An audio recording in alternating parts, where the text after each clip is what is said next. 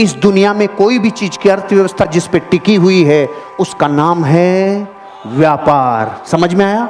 अब सुनो कहानी व्यापारी की।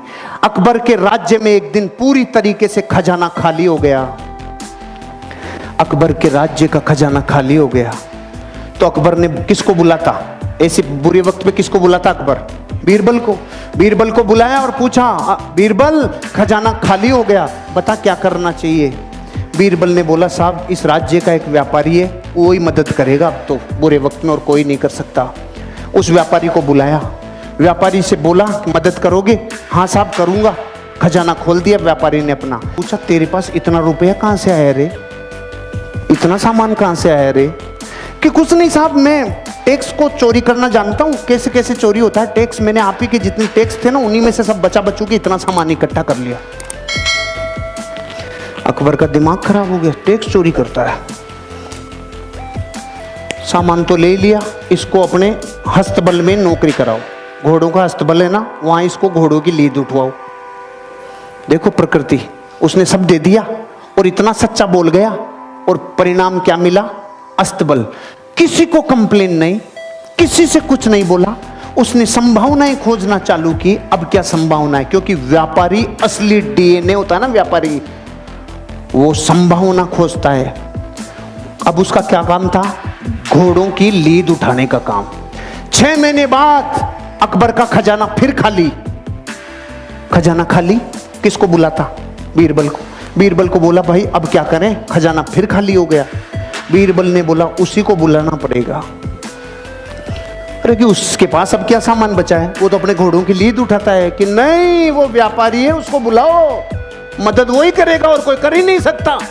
उसको वापस बुलाया, भाई खजाना खाली हो गया, कोई मदद कर सकता है? हाँ साहब लो, पहले से ज्यादा लो। अकबर ने बोला, अब की बार कहां से लाया रे तू?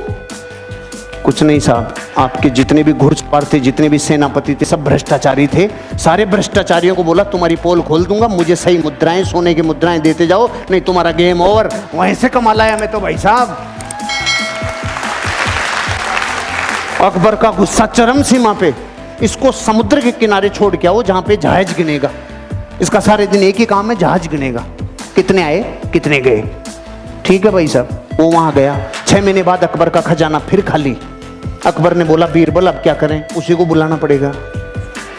अरे कि उसके पास तो निचोड़ लिया, अब क्या बचा है? कुछ भी हो जाए, बुरे वक्त पे देश को चलाने के लिए व्यापारी की जरूरत है। अरे कि सच में? कि हाँ बुलाओ, भाई मदद करेगा? हाँ साहब, पहले से डबल ले लो। अरे अब की बार कहां से लाया? कि जहाज में जितने लोग आते थे, लोग इधर उधर का माल उधर उधर करते थे, सबको कह दिया राजा ने मेरी ड्यूटियां लगाई है, टाइम पे टैक्स दे दो, टाइम पे सामान दे दो, सारे जहाजों के ऊपर तुम्हारे ऊपर ड्यूटी लगा दूंगा, नहीं तो। वहां से कमाल आया।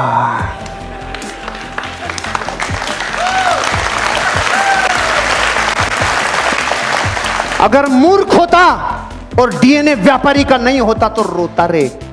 घोड़ों की लीद में से सामान निकाल लाया, जहाजों को गिनने में से सामान निकाल लाया। इसे कहते हैं धरती का असली व्यापारी, जो इंसान अपनी जिंदगी में संभावनाओं को गोबर में से भी निकाल लाए। और वो हैं करम फूटे धरती के, जिनके पीढ़ियों से कई सामान आ गए लेकिन उसने बत्ती लगा के रख दी। जो संभावनाएं खोजेगा दुनिया में वही बापू बनेगा। संभावनाएं खोजो, ये व्यापार में अनंत संभावनाएं हैं।